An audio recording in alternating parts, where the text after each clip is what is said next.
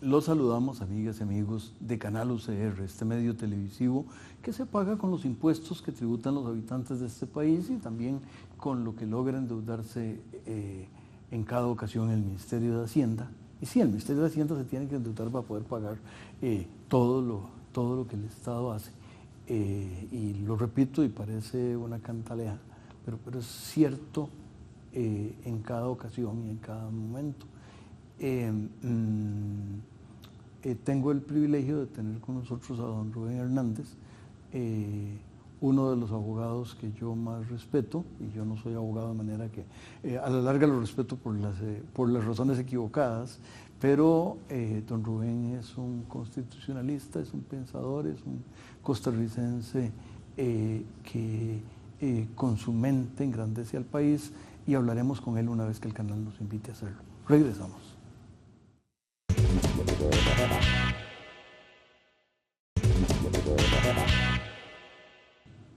Continuamos, amigas y amigos, en esta conversación con don Rubén Hernández, y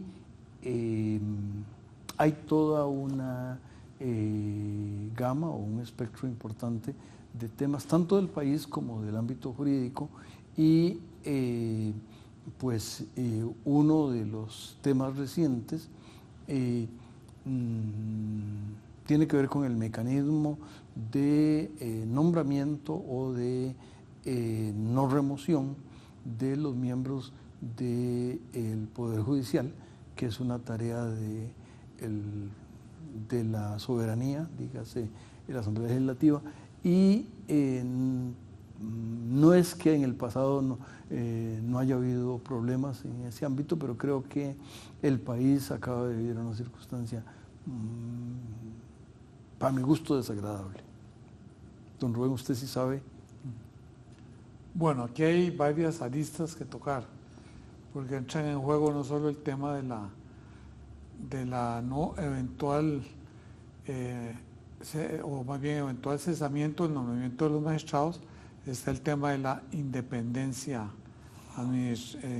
judicial, y el otro es el tema de acerca de si las votaciones de la Asamblea todas deben ser o no públicas por aquello del principio de transparencia. Bueno, trataré de tocar cada tema por separado. Por favor. En cuanto al primero, en realidad lo que ha habido históricamente en la Asamblea es una confusión, porque equivocadamente se ha dicho que los magistrados se presentan cada 8 años a una reelección. Eso no es cierto. En realidad los magistrados son nombrados por plazo indefinido.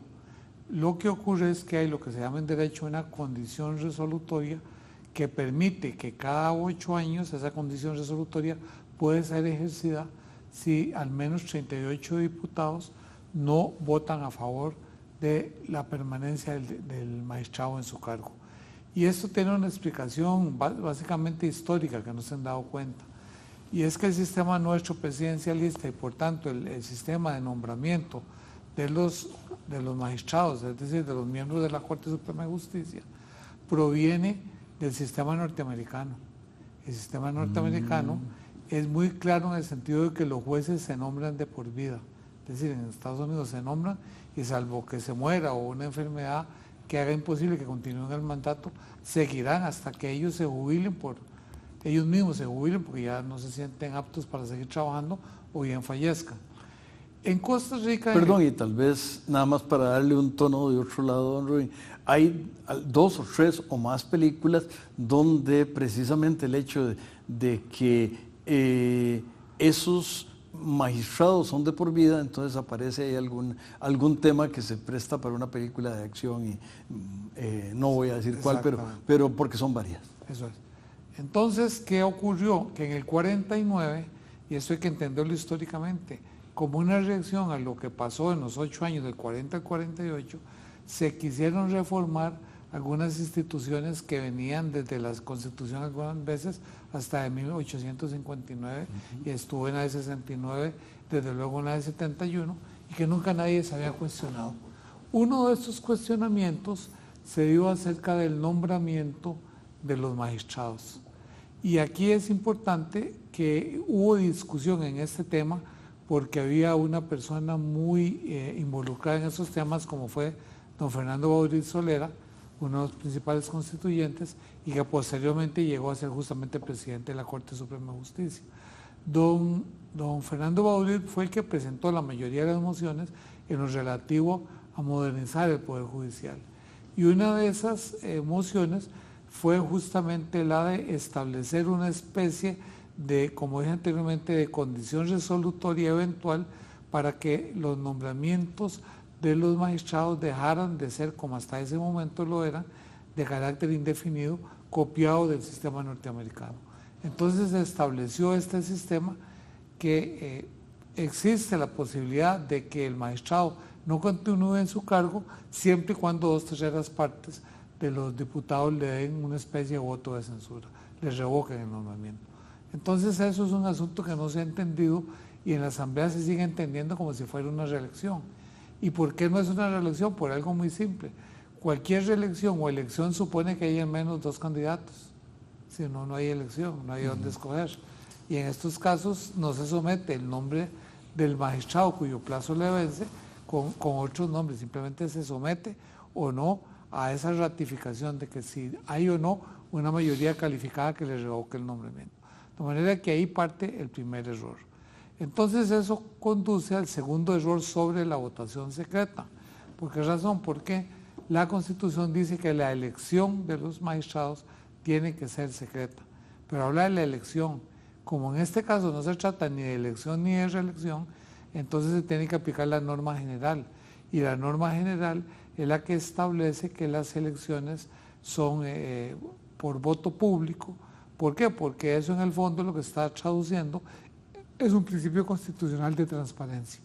Y tiene que haber transparencia en todas las actividades públicas y en consecuencia en el Poder Legislativo uno de los mecanismos para expresar esa transparencia es justamente hacer el voto público para que el pueblo sepa por quién y o por qué votaron los señores diputados y no se amparen en el anonimato para eventualmente inclusive dar una especie de golpe de Estado.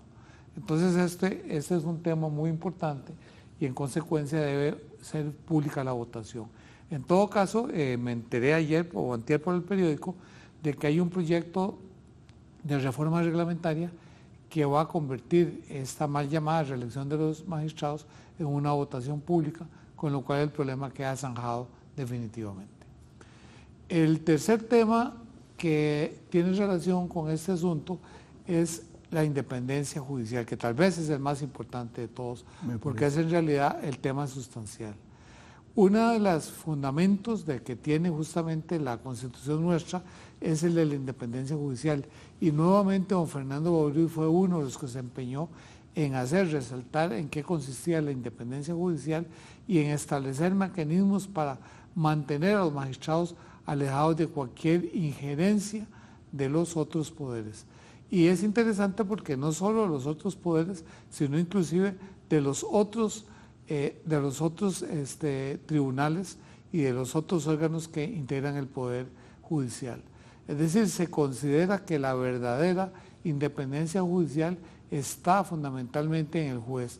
Es decir, el juez tiene que fallar los casos únicamente conforme apegado a derecho y no tiene que sufrir influencias de ninguno de los otros poderes ni al interno del Poder Judicial, ya sea de la Cupa Judicial o bien de otros tribunales, ya sean de superior rango. Y este es uno de los principios fundamentales que tiene la Constitución actual y es uno de los principios que hay que reivindicar y que hay que fortalecer, porque sin independencia judicial en realidad no habría nada que hacer y eventualmente la arbitrariedad se podría entronizar en el poder judicial, con lo cual nuestra democracia desaparecería simplemente. Yo creo, don Rubén, que es realmente el nexo entre independencia judicial y democracia me parece muy importante. Yo viví la década de los 80s y estoy agradecidísimo por eso, con ese país. Lo viví en México, viví esa década en México, y cada vez que puedo voy, pero me parece que aunque tal vez han dado de manera indirecta algunas medidas, algunos de los problemas que la democracia mexicana tiene que ver un poco con la dependencia de los poderes básicamente en el Ejecutivo, y es un problema que de muchas cabezas, le cortan una cabeza y aparece otra, es la hidra mitológica. No, totalmente de acuerdo. Justamente una de las características de nuestra democracia es, digamos, la sabiduría de los constituyentes en el sentido de establecer garantías para que haya una efectiva independencia judicial. Y eso no solo lo tenemos a nivel del Poder Judicial, sino también lo que se hizo en el 49, muy importante, de darle esa independencia también a los órganos electorales. Esa es una de las grandes conquistas de la Constitución del 49, la garantía de la independencia del Tribunal Electoral, la cual no gozaba antes de la Constitución del 49, en que recordemos que el Tribunal de Elecciones dependía del Ministerio de Gobernación para la celebración de las elecciones, y luego el resultado que declaraba el Tribunal de Elecciones podía ser reversado por una mayoría de la Asamblea Legislativa, y justamente eso fue lo que dio lugar a la Revolución del 48. Entonces es muy importante que en la Constitución vigente se haya reforzado, se hayan establecido garantías muy efectivas, no solo para los tribunales judiciales, sino también para el Tribunal de Elecciones, que opera en muchas ocasiones como un auténtico tribunal. Uno de los temas, don Rubén, que va surgiendo, porque es un problema del país, es un poco los 5. Y usted sí sabe qué son los 5. Los 5 eran las monedas de 5 centavos, de 5 céntimos, que usted y yo de niños conocimos, pero este Estado al que no le alcanza, y sí no le alcanza, el que diga que le alcanza es que no sabe sumar. Sí. Me parece que plantea un problema para toda la democracia, para todo el Estado y naturalmente para el Poder Judicial. ¿Hay algún comentario que usted quiera dar sobre eso? Sí, obviamente uno deseara que el Poder Judicial tuviera más medios económicos para hacer una mejor labor. Por ejemplo, no se han podido abrir los tribunales especializados contra la delincuencia organizada porque no hay medios. Y ahora, con las disposiciones establecidas en la Ley de Fortalecimiento Fiscal, se establecieron una serie de reglas y limitaciones del gasto público que incluye al Poder Judicial, y en consecuencia esos tribunales no se han podido hablar. Por otra parte, creo que la crisis va a ser beneficiosa en el sentido de que va a obligar a todas las instituciones públicas, incluido el Poder Judicial, a racionalizar sus gastos, sobre todo en el régimen de empleo. Es decir, en el pasado, como no había ningún control, los regímenes de empleo y de salarios estaban muy fuera de la realidad nacional respecto de otras actividades. Y creo que eso va a obligar al Poder Judicial a volver sobre sus pasos y a establecer regímenes de salarios acordes con la realidad económica y fiscal del país. O sea que de toda crisis, en última instancia, siempre sale alguna ventaja. Bueno, de este primer segmento, de este segundo segmento, la ventaja es que tenemos un tercer segmento al que regresaremos una vez que el canal nos invite a hacerlo.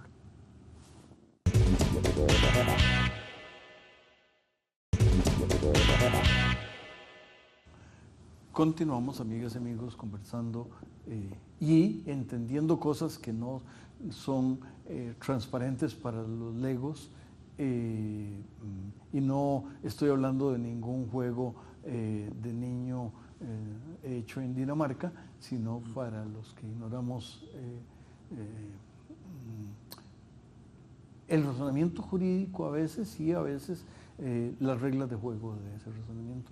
Uno de los temas que me parece que que va natural alrededor de lo que no fue reelección, nos lleva un poco al punto inicial, que sería el tema de la elección. Y con la creación de la Sala Cuarta o Tribunal Constitucional, pues creció el número de magistrados que debía nombrarse, pero el número creo que no es el asunto más importante. Me parece que el mecanismo es lo más importante. Sí, aquí hay dos temas que podríamos tratar. Uno es los requisitos para la elección de los magistrados y el segundo, la posibilidad de sacar la Sala Constitucional del ámbito del Poder Judicial. Bueno, respecto al primero, hoy día los requisitos son muy pocos y en realidad provienen de constituciones desde el siglo XIX. ¿Qué se exige hoy día? Ser mayor de 30 años y haber ejercido 10 años o bien 5 años como juez y ser del Estado seglar. Es lo único que se exige. En realidad, en otros países, y sobre todo voy a poner el ejemplo de Inglaterra, que tiene el sistema judicial más completo y el más respetado del mundo. El equivalente de la Corte Suprema de Justicia en Inglaterra es lo que se llama el Private Counsel de Su Majestad. Y el Private Counsel de Su Majestad los miembros son nombrados directamente por el rey o la reina. Y un requisito esencial es que ninguno puede ser menor de 50 años. Y esto por una razón muy simple, porque la madurez se adquiere con los años. Y entonces ellos consideran que la justicia, en última instancia, el ejercicio de la justicia es un tema más de madurez que de conocimiento. Y entonces eso ha permitido que tengan los mejores jueces. ¿Por qué? Porque lo que hacen es elegir a los abogados que han tenido más éxitos en su carrera. Entonces ellos dicen que por dos razones. Si no hizo dinero a los 50 años, ya no va a tener interés en hacer dinero, con lo cual se evita todo el tema de la corrupción. Y en segundo lugar, con la madurez que tiene, se dan la posibilidad de escoger los mejores abogados, porque ya los mejores abogados ya no tienen interés en seguir litigando, porque ya han hecho suficiente dinero. Y entonces ese nombramiento va a ser como la coronación de la carrera, porque va a ser un privilegio ser nombrados a esa Corte Suprema. Entonces, eso es una enseñanza que tenemos que tomar. Entonces, ¿cuál es mi sugerencia? Que se eleve la edad mínima a 50 años. Eso es fundamental.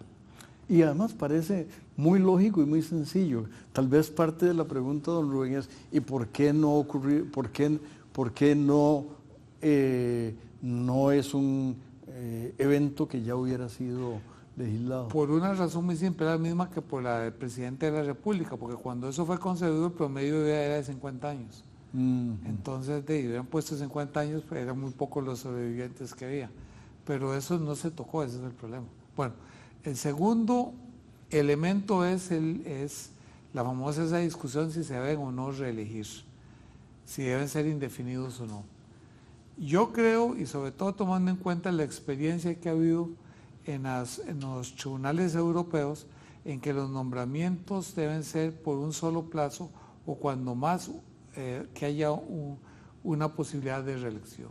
Es decir, si ahora son por 8 años, que haya la posibilidad de una reelección para que sea un máximo de 16. ¿Por qué eso? Porque hay dos razones importantes para evitar que el nombramiento sea por plazo indefinido. Uno es que al ser elegidos por plazo indefinido, se crean especie de castas al interno del Poder Judicial. Y entonces hay unas grandes luchas de poder internamente. Y eso se evitaría si se sabe que se está nombrando solo por un plazo determinado. En segundo lugar, ya desde el punto de vista jurídico, la jurisprudencia, si siempre están los mismos jueces, se anquilosa. No hay la posibilidad de estar renovándola. Entonces, si cada 8 años se cambian los magistrados, hay la posibilidad de que cada 8 años se esté renovando la jurisprudencia. Y eso es muy sano para el sistema jurídico. Entonces, yo propongo que se elijan por un plazo tal vez de 10 años sin posibilidad de reelección. En tercer lugar, se Perdón, y además eso con el primer requisito implicaría sí, que claro, andarían de 60 de para 60, arriba. exactamente. Y el tercer elemento es que se acusa de que el nombramiento es enteramente político. Entonces podría establecerse un correctivo, es decir, dejar que sea la Asamblea Legislativa la que elija, pero dándole 3 ternas, de manera que tenga que escoger entre 9 candidatos. Y esas 3 ternas vendrían una del Poder Judicial, de la Corte Suprema, con lo cual serían funcionarios de experiencia judicial, 3 del Colegio de Abogados, posiblemente serían litigantes, que es bueno de vez en cuando que entren los litigantes para renovar, y 3 de las facultades de Derecho, es decir, que hay una reunión de las facultades de Derecho y elijan 3 candidatos para que haya candidatos también de la academia.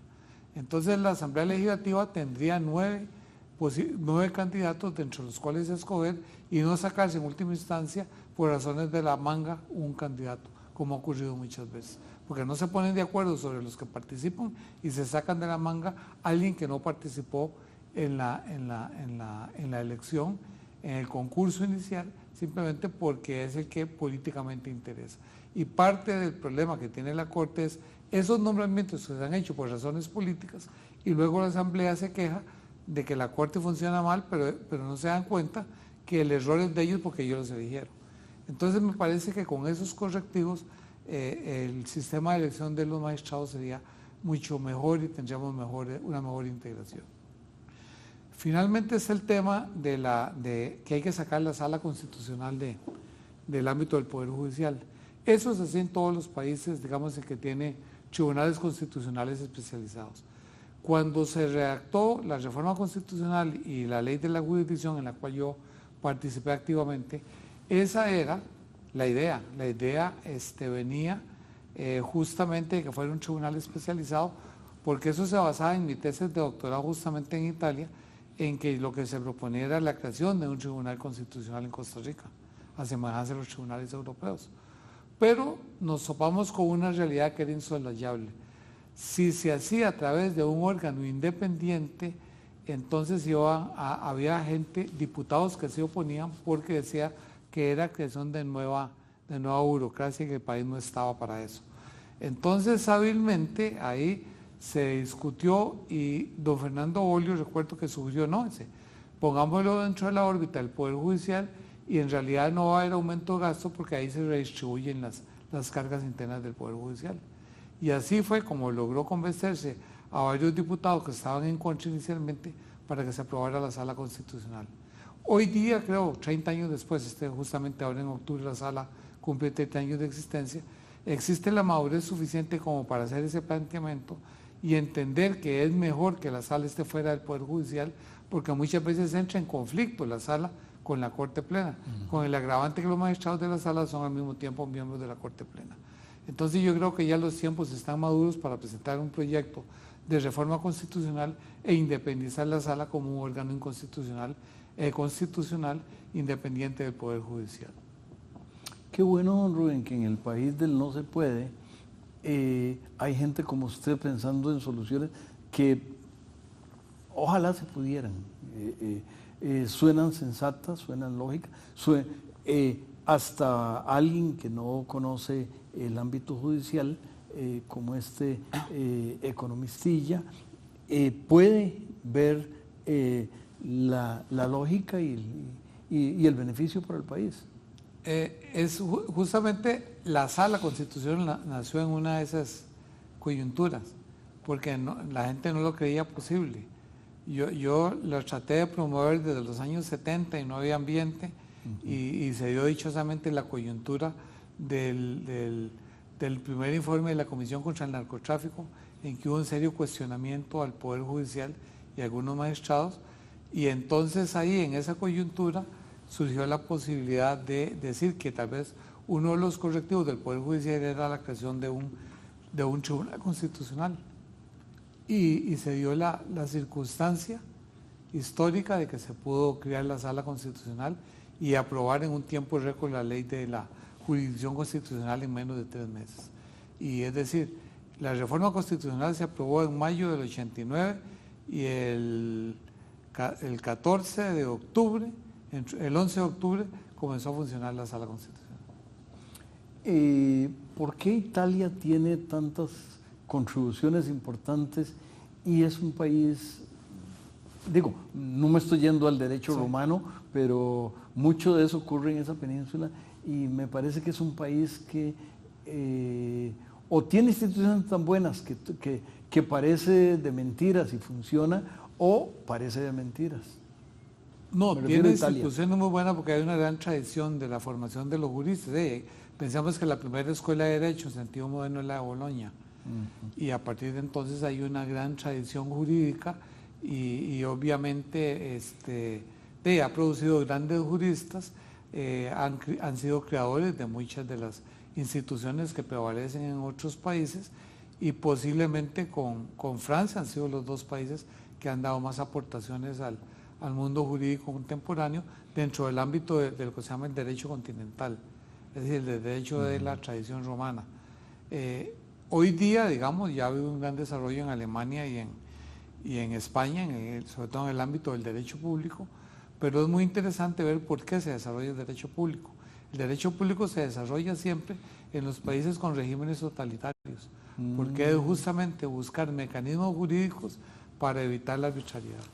Entonces, si Alemania venía de la época nazista, España venía de Franco e Italia del fascismo, entonces fueron países en que ese derecho público se ha desarrollado muy rápidamente y en forma muy incisiva y muy profunda, justamente como estableciendo mecanismos para evitar el totalitarismo. ¿Cómo aprendo, don Rubén? Escuchándolo, y a las amigas y amigos los invitamos a que la próxima semana, en los tiempos que decidan, nos vuelvan a acompañar y quédense con Canal UCR, por favor. Muchas gracias.